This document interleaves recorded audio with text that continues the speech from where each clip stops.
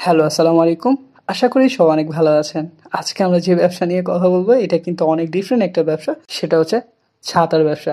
একসময় মানুষ শুধু বর্ষাকালে আ ছাতা ব্যবহার করত। এখন কিন্তু অনেক জায়গাতেই ছাতার ব্যবহার রয়েছে। যেমন হতে পারে কোনো একটা ইভেন্ট ডেকোর করতে কিন্তু ছাতার প্রয়োজন হয়। ওয়েডিং শুট করতে আসলে ছাতার প্রয়োজন হয়। এখন কিন্তু গরমকালেও ছাতার প্রয়োজন হয়। আপনারা যদি আমার কথা খুব মনোযোগ দিয়ে শুনে থাকেন তাহলে এই ব্যবসা সম্পর্কে খুব ধারণা পেয়ে যাবেন এবং কি A থেকে Z পর্যন্ত সবকিছু বুঝতে পারবেন। ছাতার ব্যবসা কিন্তু আপনি পাইকারি এবং কি খুচরা বিক্রি করতে পারবেন।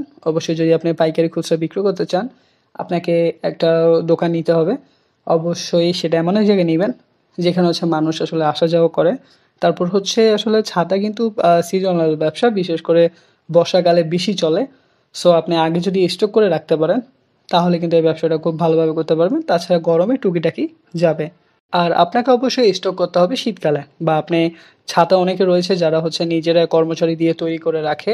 সো এটাও যদি আপনি করতে চান সেটা অবশ্যই আপনাকে শীতকালে করতে হবে। এবং কি আপনি ছাতার ব্যবসা করতে হলে কিন্তু নিজস্ব যদি একটা কোম্পানিও খুলতে চান, আপনার কিন্তু কাগজপত্র রাখতে হবে। আর আমি শুরুতেই বলেছি আপনার একটা দোকান অবশ্যই থাকতে হবে। ভালো মার্কেটিং করবেন, ভালো কোয়ালিটির ছাতা রাখবেন। যাতে হচ্ছে আপনার মার্কেটিং করার পরে মানুষ আপনার কাছে এসে আসলে ঠকে না যায়, এবং কি দোকানের একটা ভালো নাম রাখবেন, যাতে হচ্ছে মানুষ খুব সহজে চিনতে পারে। এবং কি আমি যদি লাভ লসের কথা বলি, ছাতার ব্যবসার মধ্যে কিন্তু আসলে 30 থেকে 40%ই লাভ থাকে। এটা আমরা সবাই জানি। আপনি চাইলে অনলাইনে আসলে বিক্রি করতে পারেন। এখন কিন্তু অনেকে অনেক ইমোজি টাইপের ছাতা ব্যবহার করে, বা হচ্ছে অনেক কোয়ালিটির অনেক রকম সুন্দর আসলে ডেকোর করা ছাতা অনেকে কিনতে চায়। অনলাইনে যদি ভালো একটা মার্কেট করতে পারেন, আপনার অনেক বেশি ছাতা কিন্তু অফলাইন থেকে অনলাইনে বেশি সেল হবে। এবং কি আপনাকে অবশ্যই যে ব্যবস্থা রাখতে হবে, অনেকে হচ্ছে যে ৬০০-৭০০ টাকা দিয়ে ছাতা কিনলো, কোনো ঝড় তুফান হলো তো কিছু ভেঙে গেল।